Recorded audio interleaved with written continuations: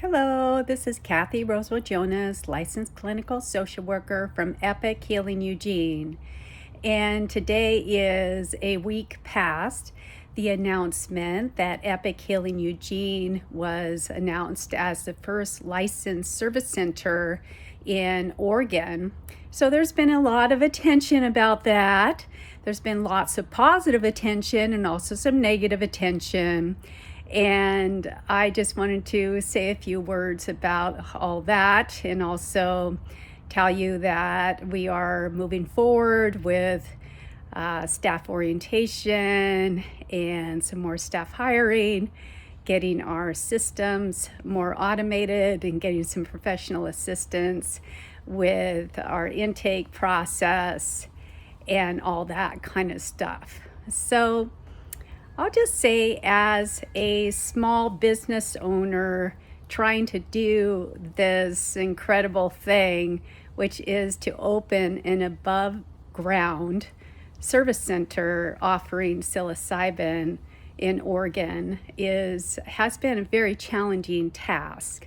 I have made several other YouTube videos starting back in, I believe, October of 2022, documenting the ups and downs of this journey.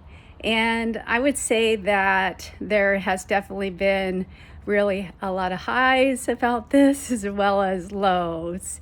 And so I guess what I'd like to maybe address in this video is a couple things.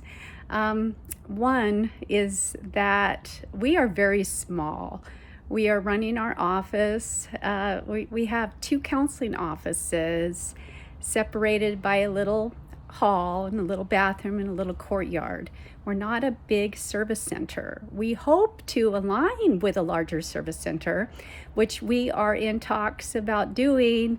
If we can rent one and another one opens up in the Eugene area, so it's in our neck of the woods, is that we plan to offer larger group sessions, retreats in that atmosphere, and that will really help us decrease our prices. And one thing that we've been getting a lot of feedback about, negative feedback, is that our initial prices went viral. And so everybody has a lot of comments about that, and a lot of, I think, misconception about that. This is not a dispensary. This is not an underground service. This is costing in between $55,000 and $60,000, maybe even more, to open this first year. And it's just me doing it. And so it's not a big organization. And I was not planning on opening up the service center every day. I was planning on just running it a couple days a week. So that's part of the reason why the prices were reflected upon that. I was also planning on hiring staff in and working the service center. But this kind of work of doing supportive sitting with people, having a deep transformational experience, isn't something you can do every day. You need to stay fresh and take care of yourself. All the staff need to take care of themselves. And so I was wanting to make sure that all the staff were paid well, so they didn't, have to, I couldn't work it very much anyway, so, but that was part of the reflection in our initial prices. So I've kind of rethought some of that, and so I'm gonna lower some of the prices that are the consultations, the consultants that are working for us are going to get paid less, and we will just try to maneuver some of this new territory with making sure that the service center is bringing in enough money to stay fluid, because we also have a lot of huge taxation liabilities that we don't know how that is all going to play out, because this is a scheduled one service. There's a lot of things that people on the outside don't understand. And at least that you know, and I've tried to have some dialogue about this with some people, and it hasn't really gone anywhere. So I'm just going to say this is a really complicated issue, and as if anybody's that open to researching it, if they really want to understand, then they can do that and look at how many regulations a service center has to follow in order to open up a regulated service center in Oregon. So we have had some people reaching out. Hopefully that'll work out to donate to our Pay It Forward fund.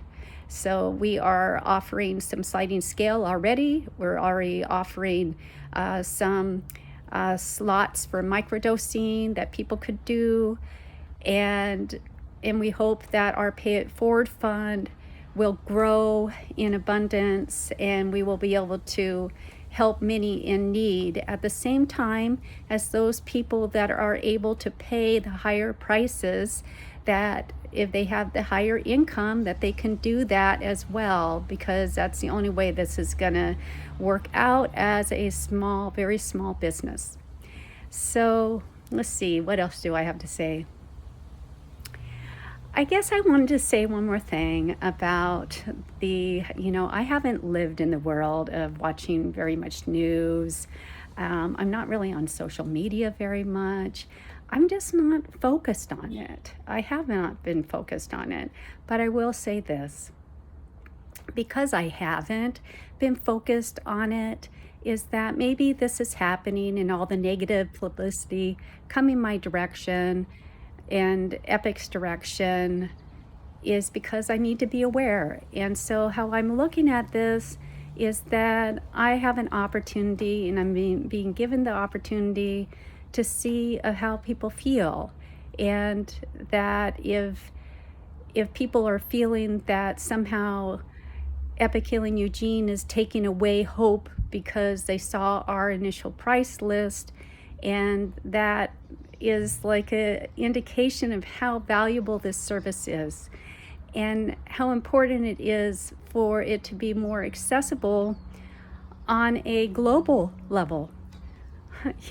That this is more than just one little service center, the first one out, that's learning by trial and fire. By the way that we're doing this is that we're learning all the time. We're just figuring it out. We don't know. We're really new at all of this. But what it's showing me is people want this healing service, and if it does get delisted from a scheduled 1 to a scheduled 3, that would be really helpful, because there wouldn't be as much regulation, there wouldn't be as many costs, and maybe even get it to the point that people can offer this with all these licensed facilitators coming out and getting education, that either don't want to go down the path I did, because boy, it's hard. It's really, really, really hard to do what I've done. And it is hard.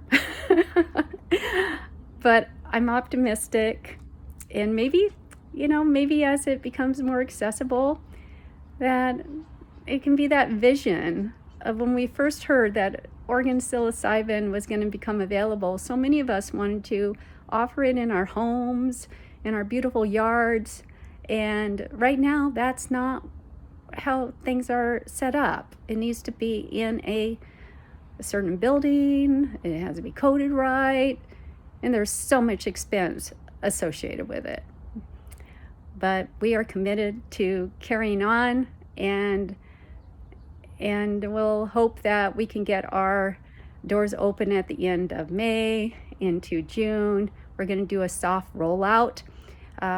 One thing that's really become apparent is, the need is so great, but we're not willing right now to rush this. And we want to roll out our services in a way that are safe and really meaningful and transformational for people. So that's our highest commitment, is to healing. So this is Cathy Rosewell Jonas from Epic Healing Eugene, and you take good care.